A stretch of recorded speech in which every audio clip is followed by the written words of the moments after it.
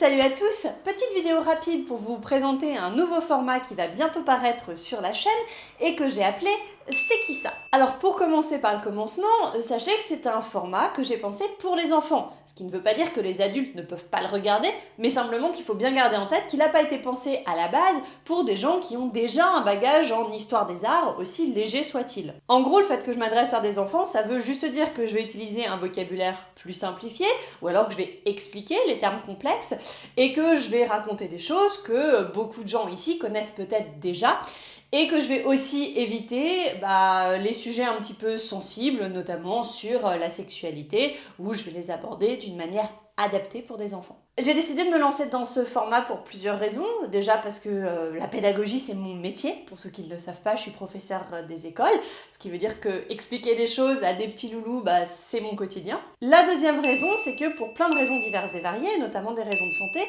j'avais du mal à faire des vidéos sur YouTube ces derniers temps parce que mon travail phagocytait un petit peu tout mon temps et toute mon énergie, car pour ceux qui ne le savent pas, professeur des écoles est un métier très prenant. Donc je me suis dit l'idéal pour pouvoir à nouveau créer du contenu sur YouTube, ce serait que ce soit du contenu qui me soit aussi utile en classe. Ça, ce serait parfait. Du coup est venue l'idée de C'est qui ça, et je vais vous expliquer comment moi je vais l'utiliser, mais c'est un mode d'emploi qui peut s'adresser à tout le monde, à d'autres professeurs des écoles, à des parents, à des enfants qui veulent regarder ça en solo, et qui peut être également totalement ignoré. On fait ce qu'on veut avec ce format, et il est là, libre, disponible et gratuit pour votre plaisir. Ce que vous allez voir, c'est qu'au début de chaque vidéo, je propose 3 indices.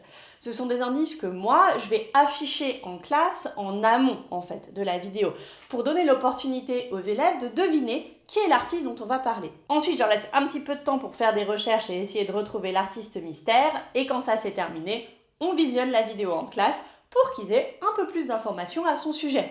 Et je ne sais pas encore, mais peut-être que je ferai des petites fiches qu'ils pourront conserver afin de garder ces informations pour eux et enrichir leur bagage en histoire des arts. C'est un concept que beaucoup de professeurs des écoles utilisent déjà, qui est le concept du personnage mystère, sauf que généralement le personnage mystère, il y a un petit peu de tout, des scientifiques, des ingénieurs, des écrivains. Moi, effectivement, j'ai décidé de me concentrer sur ce que je connais le mieux, à savoir les artistes.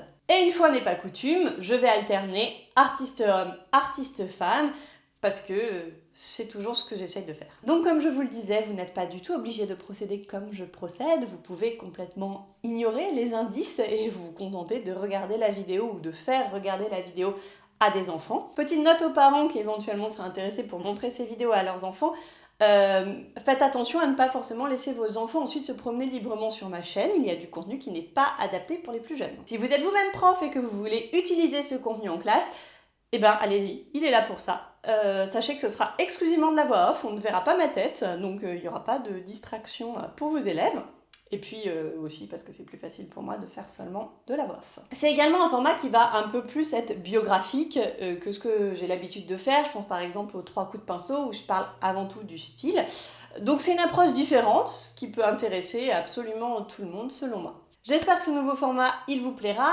A priori, moi, je continue d'en faire toute l'année, sauf pendant les vacances scolaires, puisque je vais les utiliser en classe. Donc même si ça floppe complètement sur YouTube, tant pis, je continue. Sur ce, je vous souhaite à toutes et à tous une excellente journée, et je vous dis à très bientôt pour encore plus d'art, et surtout le premier, c'est qui ça?